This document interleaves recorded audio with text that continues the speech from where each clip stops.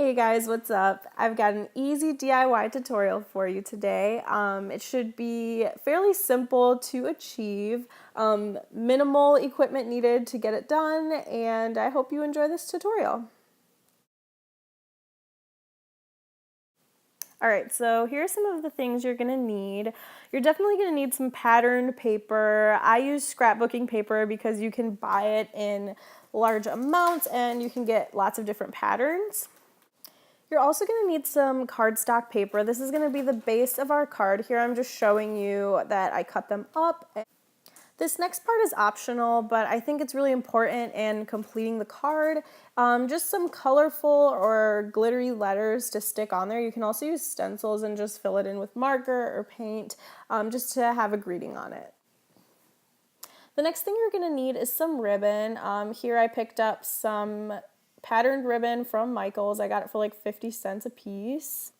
The next thing you're going to need to write in the card is some white jelly roll pens. Next you're going to need a stapler. You can use a hot glue gun instead. Next you're going to need some kind of adhesive. I use Mod Podge, but I really recommend just using a glue stick. It's a lot less messy. That was just a utensil to put the Mod Podge on the paper with, and you're going to need a ruler. Alright, so let's get started. First, you're going to pick what kind of pattern you want your tree to be. I chose zebra print because it matches the tablecloth I'm using. So yeah, I was just showing you guys.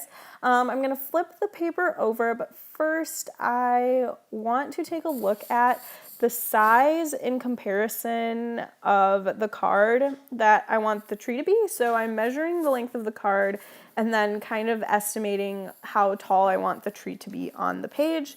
You know, I don't want it to go from top to bottom, but kind of sit in the middle somewhere.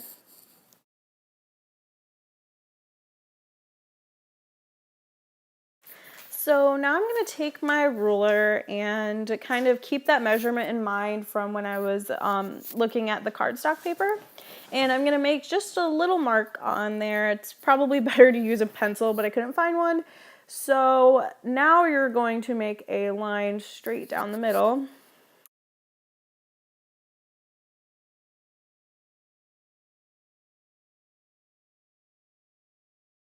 And what I'm doing next is making a diagonal line connecting to the top of that straight line, kind of to make a pyramid or triangle shape.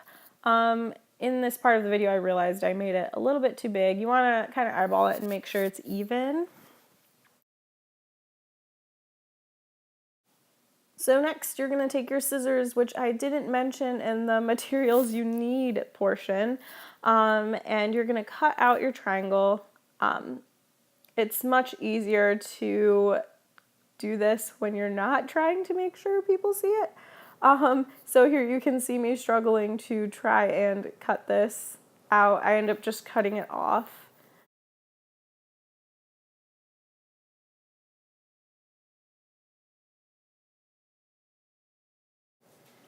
So next what I'm going to do is make sure it fits on the cardstock paper, just double checking that my measurements were right. And now I'm going to take the triangle and fold it in half. It doesn't have to be completely perfectly in half, but it helps if you get it as good as you can. So next what I'm going to do is cut little slits in the side. This is going to count as kind of like the branches of our tree coming off. So just kind of do about 1 to 1.5 inches, maybe even less apart. And what you do next is just kind of cut it from the corner of the piece that's underneath it, if that makes any sense. It's easier to see it than explain it. But you just keep doing that all the way down, except for the very last part you just want to leave alone.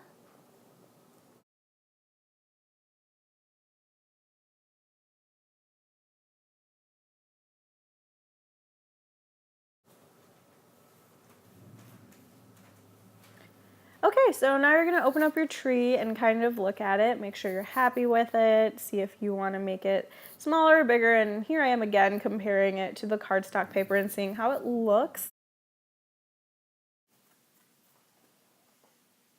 And here I'm putting something underneath it. It's just the back of the letters, and I'm gonna start putting the Mod Podge on the back with my little sponge.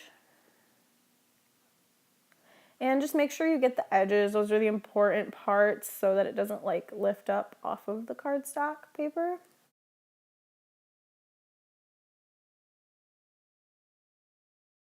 And here I'm just carefully placing it, trying to find the center. I'm not exact, but just trying to find a good place for it. And you want to smooth out the edges. If you notice any edges that are lifting off of the paper, just be sure to fix it. Just kind of stick a little bit more glue on there.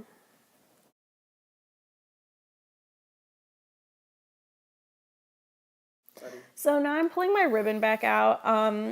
I'm trying to decide which one I want to use. I decided to go with green because I just thought it would be cute. And here I lost all my footage of me putting these letters on and sticking the ribbon on. So I'm going to show you how I made the bow, which I forgot how to do for a second, so bear with me. So yeah, that's how I made the bow. And what I did was I stuck it on to the paper. I suggest using a hot glue gun. This would make it so much easier, but I just really wanted to show you how to make it with stuff you already have, at least the tools anyways. So you would take the stapler, and you don't want the top of the staple to show through. You want to do it as if you're stapling from the back, and I'm just kind of showing you here how I did that.